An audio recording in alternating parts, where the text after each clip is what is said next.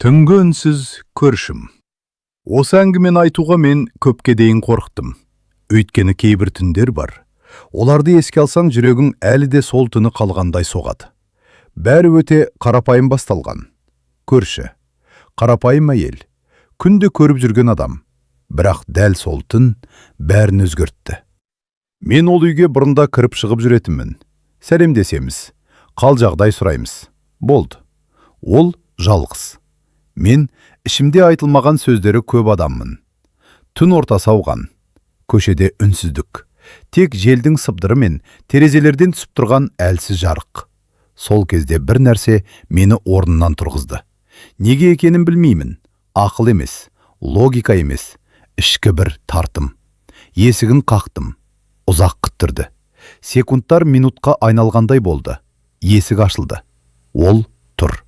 Үстінде қарапайым халат. Шашы жиналмаған. Көз қарасы ұйқы мен ойдың арасында. Бірдеңе болды ма? Деді ол сыбырлап. Мен жауап таба алмадым. Тек қараттырдым. Ол да үндемеді. Осы үнсіздік ең қауіпті сәт еді. Үйіне кірдік. Жарық әлсіз. Теледидар өшірулі. Кек ас бөлмеден түскен сары жарық. Ол шай қойды.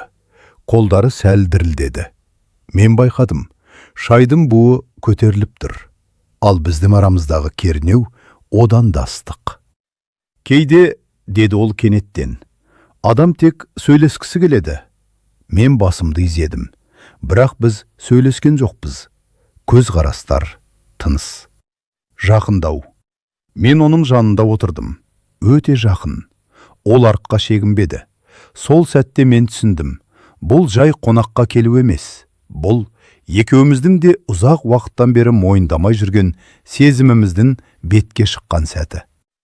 Түн баяу өтті. Сағаттың тықылы да естілмегендей. Уақыт тоқтағандай. Біз көп сөйлемедік. Кейде сөз артық болады. Ол басын иығыма сүйеді. Мен оның тынысын сездім. Осы қарапайым әрекет бәрінен де әсерледі. Таң ата бастады. Керезеден бозғылт жарық түсті. Сол кезде ол орнынан тұрып керезеге қарады. Бұл түн, деді ол баяу. Екеуміз үшін де сынақ болды. Мен үндемедім. Бірақ кейде адамға бір түн жеткілікті, деді ол. Мен кеттім. Содан бері көп уақыт өтті. Біз әлде көршіміз. Сәлемдесеміз. Бірақ көз қарастарымыз бұрынғыдай емес. Әрбір қараған сайын сол түн қайта оралады. Бұл оқиға мені өзгертті ме? Иә. Өйткені кейде ең үлкен сезімдер айқайсыз, ашық әрекетсіз, кек үнсіз түнде туады. Ол түн тек біздік арамызда қалу керек еді. Бұл әңгімені айтсам, біреу ренжетінін білемін. Бірақ үндемей жүру одан да ауыр. Өйткені сол түннен кейін мен бұрынғы адам болып қала алмадым. Ол менің көршім. Көп адам оны байқамайды. Тыныш, жабық, көзге түспейтін әйел. Ал мен сол тыныштықтың артында қанша жиналған сезім барын ешқашан ойламаппын. Сол түні ұйқым қашты. Себепсіз. Телефонды қолға алдым. Сағат түнгі 2-ден асып кеткен. Терезеден қарасам, оның үйінде жарық жанып тұр. Неге екені белгісіз, жүрегім бір түрлі қысылды. Мен есігін қақтым. Есікті ашқанда ол селк етті. Мені көріп, үнсіз қалды. Сен бе? Деді ол. Даусы дірілдеді. Мен сол сәтте бір нәрсені түсіндім. Ол менің келуімді күтпесе де, бұл кездесу кездейсоқ емес еді. Үйге кірдік. Есік жабылды. Сырттағы әлем сол сәтте жоқ болып кеткендей. Ол маған арқасымен тұрды. Өғы көтеріліп түсіп тұр. Тынысы жиі. Егер сен бүгін келмесең, деді ол кенеттен, мен өзіме бірдеңе істер едім. Мен селгеттім. Нені айтқың келіп тұр, дедім. Ол бұрылды. Көзінде жас емес, бірақ ауырлық бар. Жалғыздықтан шаршадым, деді. Осы бір сөйлем мені ішімнен сындырды. Біз отырдық. Жақын, өте жақын. Қолымыз тиіп кетті. Еш қайсымыз тартып алған жоқпыз. Бұл тыйым салынған сәт еді. Түн тереңдеді. Біз көп сөйлестік. Оның өткенін білдім. айтылмаған армандарын, өмір бойы жұтып келген сөздерін. Мен де ашылдым. Сол түні біз бір-бірімізге ешкімге айтпаған шындықты айттық. Кенет ол сыбырлап айтты. Бұл түн үшін ертең екеуміз де өкінуіміз мүмкін. Сосын бір сәт үнсіз қалды да, бірақ дәл қазір мен ештеңеге өкінгім келмейді. Таңға жақын телефон шыретті. Ол селк етті. Телефонға қарады да, түсі өзгеріп кетті. «Кім?» деп сұрадым. Ол үндемеді. «Бұл», деді бір сәттен кейін, «менің бұрынғы күйеуім». Сол сәтте мен бәрін түсіндім. Бұл түн жай сезім емес. Бұл біреудің өмірін түбегейлі өзгертетін шекара еді. Мен кеттім. Артқа қарамадым. Ертеңіне подъезде кездестік. Бөтен адамдар сияқты. Бірақ көзіміз түйіскенде екеуміз де білдім. Сол түн еш қашан өшпейді. Ал ең сорақысы, бір аптадан кейін оның пәтері бос тұрды. Ол көшіп кеткен, ештеңе айтпастан. Кейде түнде терезесіне қарап қаламын. Жарық жоқ. Бірақ мен сол түнді әлі де сеземін. Ол кеткеннен кейін бір апта өтті. Үйі бос. Терезелер қараңғы. Есігінде бөтен құлып. Мен өзімді жұбаттым. Демек, ол жаңа өмір бастағысы келді деп. Бірақ ішімде бір нәрсе тыныштық бермеді. Бір кеште почта жәшігін аштым. Ішінде бір ғана конверт. Аты жөні жоқ. Тек менің есімім. Қолым дірілдеп кетті. Хатты үйге кіріп аштым. Қағазда небәрі бірнеше жол. Егер осыны оқып отырсаң, демек мен бұл үйге енді оралмаймын. Сол түн мені тірі қалдырды. Бірақ шындықты жасыруға күшім жетпеді. Төменірек бір сөйлем бар еді. Ол сөйлем мені орындыққа отырғызып тастады. Сол түні сен мені құтқардың. Өйткені мен сол кеште соңғы шешімді қабылдап қойған едім. Мен тыныс ала алмадым. Қағазды қайта оқыдым. Тағы. Хаттым соңында былай жазылған. Егер бір күні мен жайлы сұраса, ол жай көшіп кетті деме. Шындықты біл. Мен сол түні өмір мен өлімнің ортасында тұрдым. Сол сәтте мен бәрін түсіндім. Егер мен ол түні бармасам, егер есігін қақпасам, егер үнсіз қашалсам, бұл әңгіме мүлде басқаша аяқталатын еді. Бірақ ең сорақысы әлі алда екен. Келесі күні көршілерден білдім. Ол еш қайда көшпепті. Ол қала сыртындағы емдеу орталығында жатыр екен. Сол түні ол өзін жоғалтуға бір қадам қалғаған. Ал мен өзімді кінәлі сезіндім. Құтқардым ба?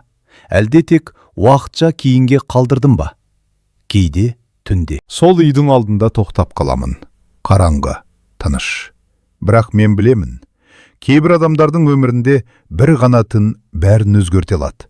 Ал кейбір түндер адамды тірі қалдыру үшін ғана беріледі. Сол түн дәл сондай түн еді. Хатты оқығаннан кейін мен бірнеше күн өзіме келе алмадым. Түнде ұйықтай алмаймын. Көзімді жұмсам, сол үй, сол жарық, сол үнсіздік. Мен оны көруім керек болды. Тірі екенін өз көзіммен көрмейінше ішім тынышталмайтын еді. Қала сыртындағы емдеу орталығына бардым. Қабылдау бөліміндегі әйел аты жөнін тексерді де көзін төмен түсірді. Кеше ғана, деді ол баяу. Сол екі сөз мені мұздай қатырып тастады. Ол кеше түнде жүрегі тоқтап қалды. Мен естімедім, немесе естігім келмеді. Кешіріңіз, дедім қайта сұрап. Сіз кім туралы айтып тұрсыз? Әйел менің бетіме қарады. Ол бәрін түсінді. Сіз жақын адам болдыңыз ба? Сол сәтте менің ішімде бірдеңе сынып түсті. Жақын болдым ба? Жоқ. Бірақ сол түні мен оның өміріндегі ең соңғы жарық болған шығармын. Кейінірек медбике маған бір зат берді. Ол мұны сізге қалдырды деді. Кішкентай блокнот.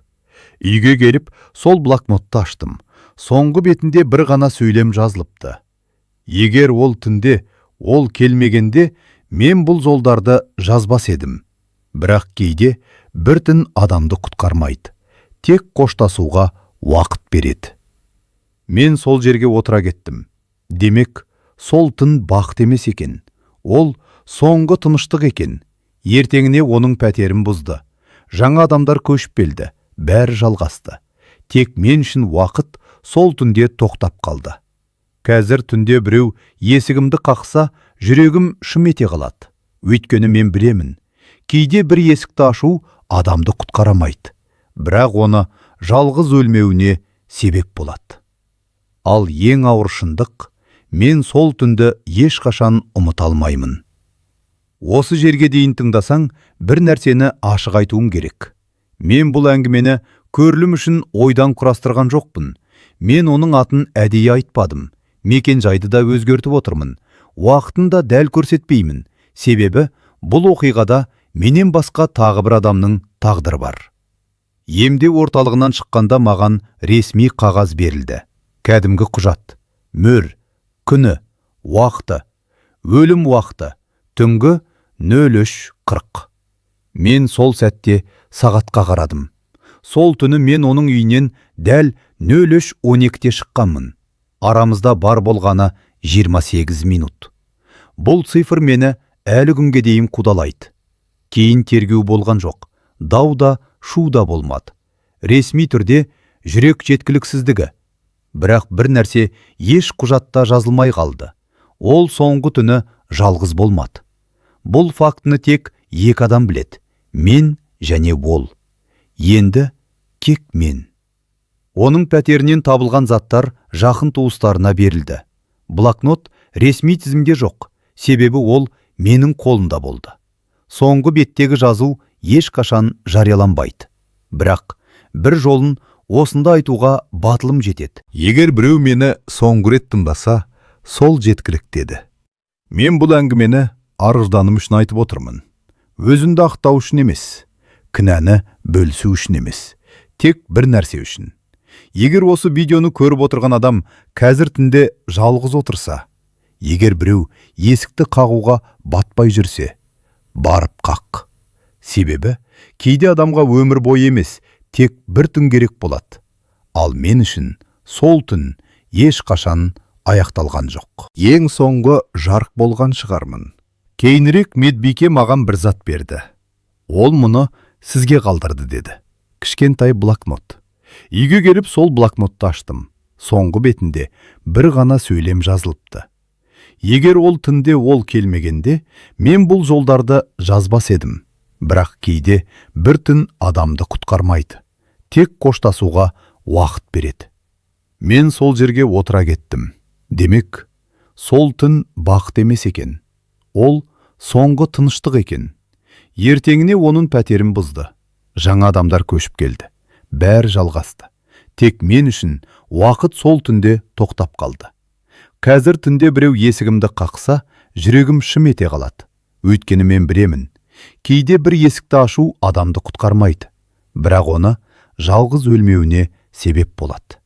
Ал ең ауыр шындық, мен сол түнді ешқашан ұмыта алмаймын.